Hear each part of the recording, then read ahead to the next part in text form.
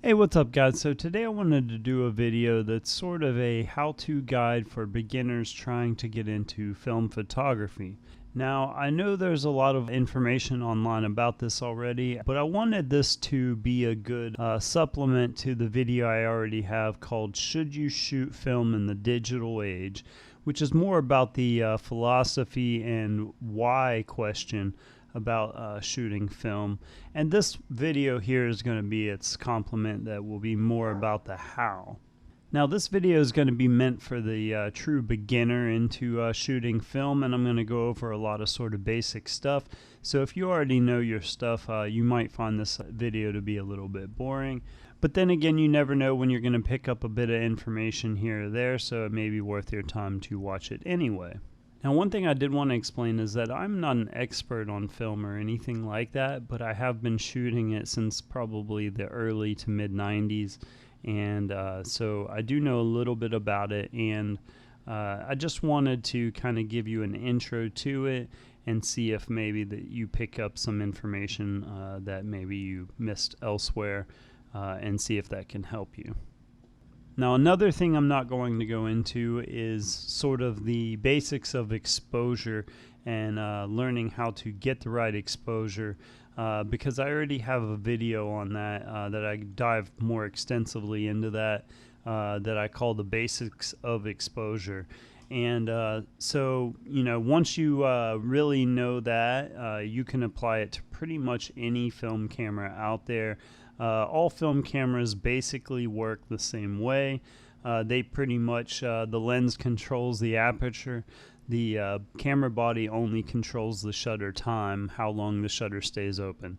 So pretty much everything else is just, you know, extra on top of that. There are very basic models, you know, little point and shoots and such that, you know, have very basic settings that do everything for you, and then there's others that allow you to control it. That's really about the only variable.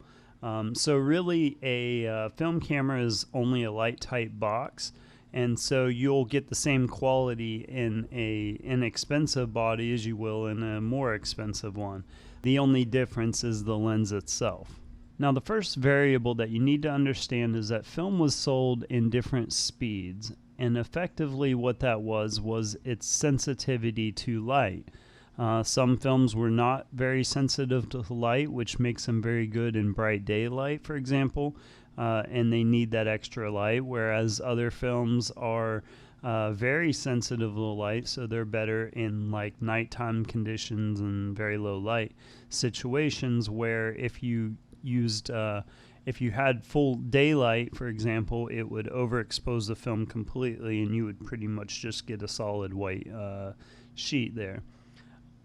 Now, one of the things that we're going to talk about a little bit and just go over very quickly is the actual loading and unloading of film process.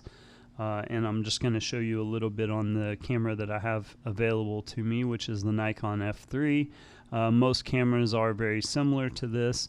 And the process is very easy. It just takes a couple times to get used to it, and you'll have no problem with that. You will, however, want to check the instructions on your particular camera just to make sure there's no little discrepancies or anything different about yours. Alright, so now I'm going to go ahead and demonstrate the process of installing a film cartridge. This film here is Kodak Ektar 100, and it is not expired or anything like that, so I'm going to shoot it at the box speed here of 100. So the first thing I'm going to do before I forget is to actually change the speed, which you can see in this little window right here. It's on 50 now, and I'm going to go ahead and put it on 100. So I've now changed that. It's a good procedure to get used to, is going ahead and changing your film speed before you put your film in, so you don't forget. So on this camera here, there's an extra safety for opening the back, and you can see that right here. So I'm going to go ahead and press that to the side and lift this post here, which will pop the back. Now, I'm not used to doing this in this position, so it may be slightly awkward, but so you want to go ahead and put the film in and then press this thing back down. You do not want to do what I just did, which is let the film leader hit the shutter curtain right here. That's actually a really bad thing to do, and I would probably not ever do that in the field, but trying to do that for the video. Alright, so I try to go out as little as actually possible to keep as much of the film unexposed as you can. Alright, so they have little teeth on the sprockets here, and all you have to do is get the film into the first one in such a way that it will not slip off, and make sure it would line up with the film sprocket here. Now I'm going to go ahead and do a slight turn just to make sure it's locking onto the spool properly. And in this case it does look like it, but I'm going to have to take one shot and then advance it just a little bit more just to make sure. So it looks like we're good here, and we are good. So I'm going to go ahead and shut the film back to keep as much of that unexposed as possible. And we're going to finish that film advance. Alright, so now I'm going to go ahead and take another shot that I know is already exposed anyway. Now what you want to do is confirm that the film is properly on the spools on this side, and you'll be able to tell if it turns this thing here, you'll know that the film is advancing properly. So you see how that turned right there? Now you can tell for sure that it has advanced properly and everything is good to go for the first shots.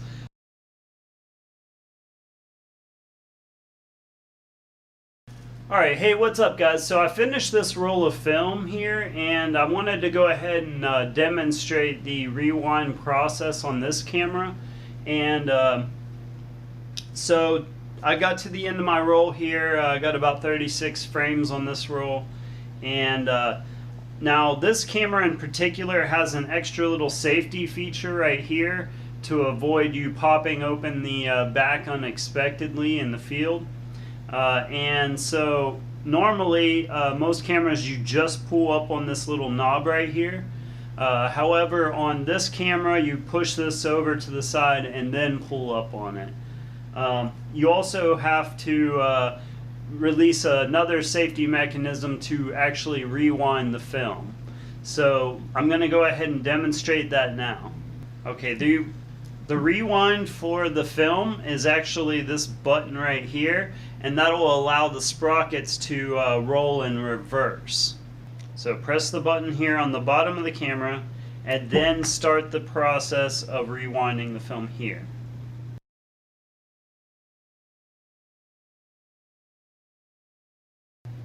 Now if you're not sure, you can actually put the camera up to your ear and you can listen to it, and a lot of times you'll be able to hear it as it rewinds. You'll be able to tell that, you know, that's what's going on, and you'll be able to hear it when it releases.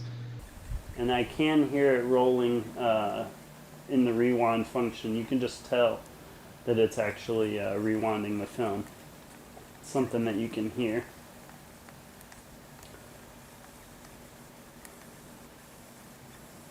And make sure you keep even pressure, because there we go. Alright, so I heard it go ahead and into the canister, and then it released all the tension, and you could hear it just flapping around in the canister at that point.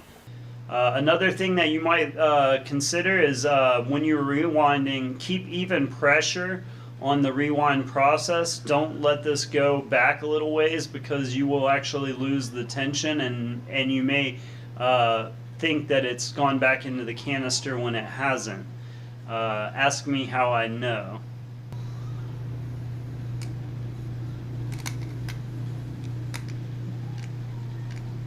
Alright, so you guys heard that pop back into the canister, and then you could hear the loose end now flapping around inside the canister.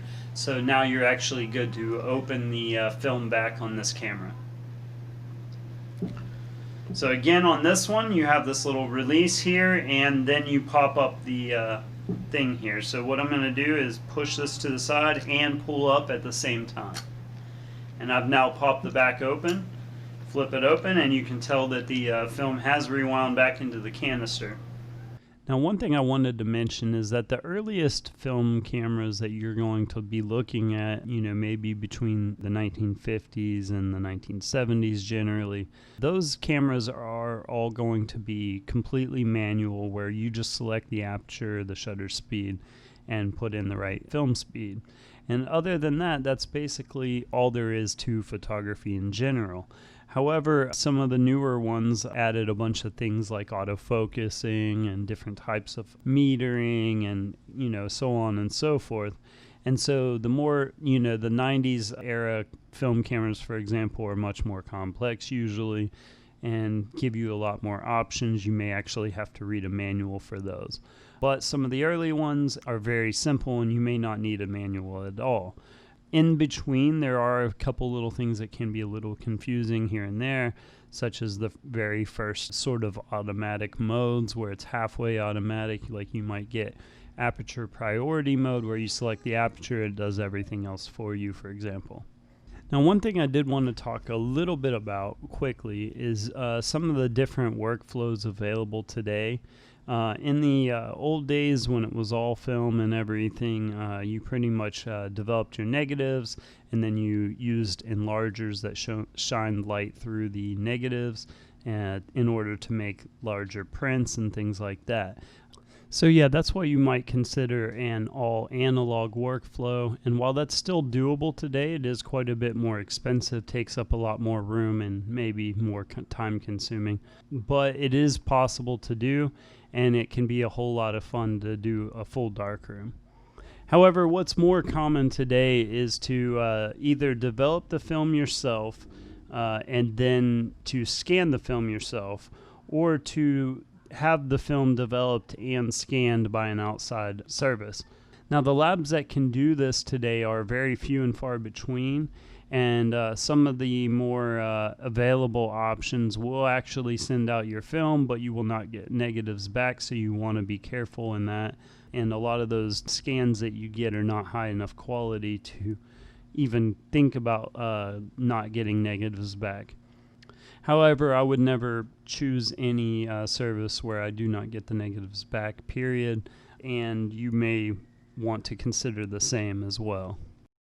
So I think if you're new to film photography, I think it's pretty safe to say that you probably didn't grow up in the film era.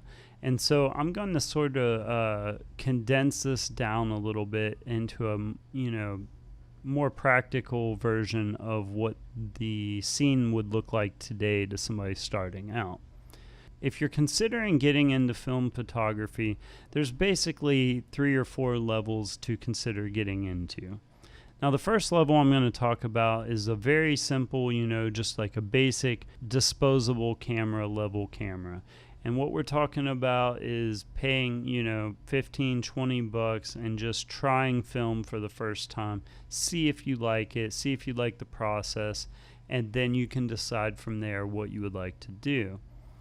The second level is to go find like any basic point and shoot film camera that you could probably find at most like Salvation Army type stores or any kind of secondhand shops, that sort of thing. Now, you can probably get into one of those for $5 or $10, something like that, $20 at most. You buy some film, have it developed. You spend $40 or $50 at most to see how you like the experience. The third level I'm going to talk about is stepping up to something like a film SLR. You can get a decent film SLR from Pentax or Canon or Nikon for anywhere under about $100, $150 at the very most, including a lens. And then you can, give film a try, see how you like it. So pretty much that camera would be sufficient for most people's uses. I've never really gone much further than that with my film photography, with the exception of just trying out cameras. And so I've never really taken it any further than that.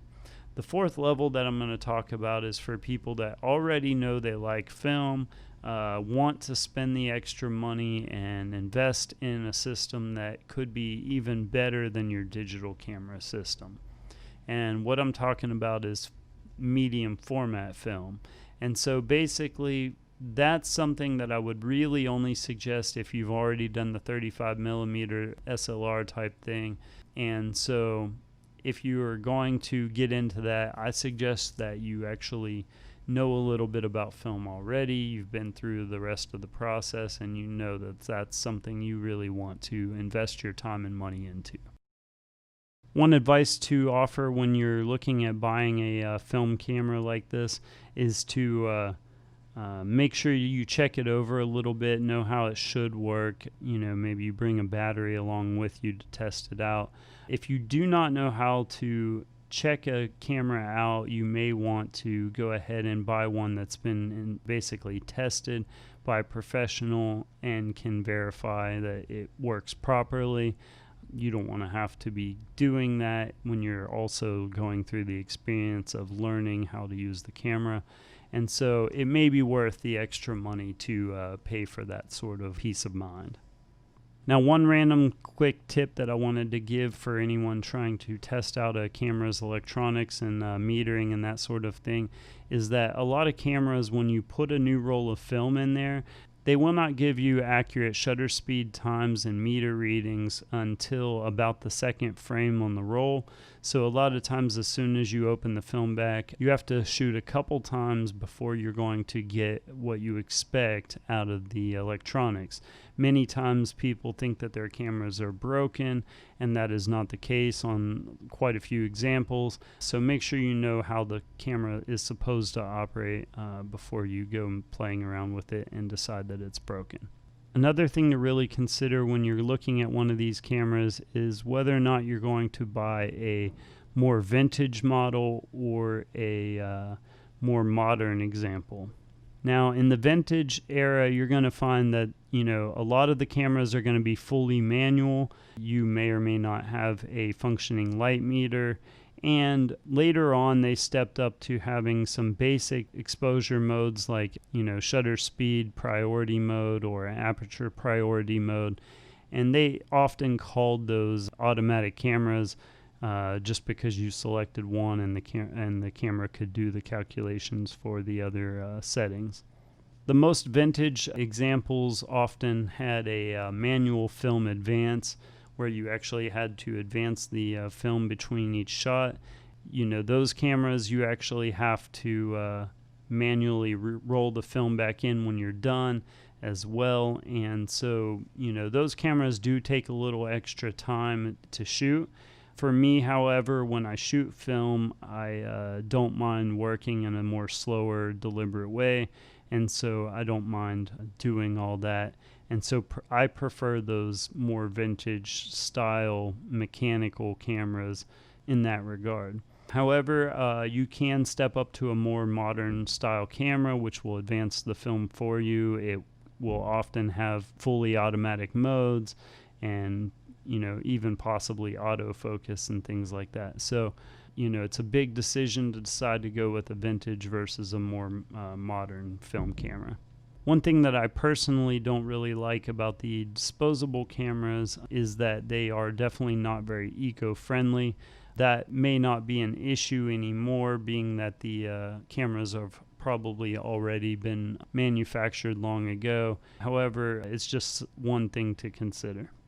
Another thing that a more modern camera may be able to do is to read the speed of the film automatically, and so it can adjust everything automatically without you even telling it what the film speed is. More manual cameras, you would have to put that in yourself. However, that also gives you more opportunities when you start getting into more advanced processing and metering type techniques. So you can get newer film cameras made in the 90s that do a little bit more, and you might check into that if that's what you're interested in. But me personally, I do like when I'm shooting film. Film is expensive to develop and stuff like that, and it takes a lot more time and effort. So what I like to do is, with digital, you can basically shoot, hundreds and hundreds of shots and just pick the right one, forget about the rest. But on film, you don't want to do that. So what I like to do, they have the winder mechanism that will make that will basically stick out a little bit on the bottom, and it will make it advance automatically, and it'll shoot faster than you can wind it yourself. But me personally, with film, I like to go a little slower, and so what I do is I like to shoot and manually wind it and just take my time. I don't like to shoot off a bunch of frames real fast like this. It's not really the way I intend to shoot film. So as far as it goes, I just basically have a different pace for film than I do for digital. And that said, if you have the determination and the willpower to do it, you can shoot you can shoot the same way with digital. You just have to be more thoughtful and slow yourself down, because the film or the digital camera will allow you to shoot very quickly. My digital camera that I'm shooting this on can do like 10 frames in 1 second, and it can shoot 200, 300 shots in a row and just basically keep going. Okay guys, so that's pretty much it for what I wanted to do with this video. I hope that it could help some of you. If you have any kind of questions, go ahead and put them in the comments here, and we can see if we can clarify anything for you here. And hope this helps out, and take care.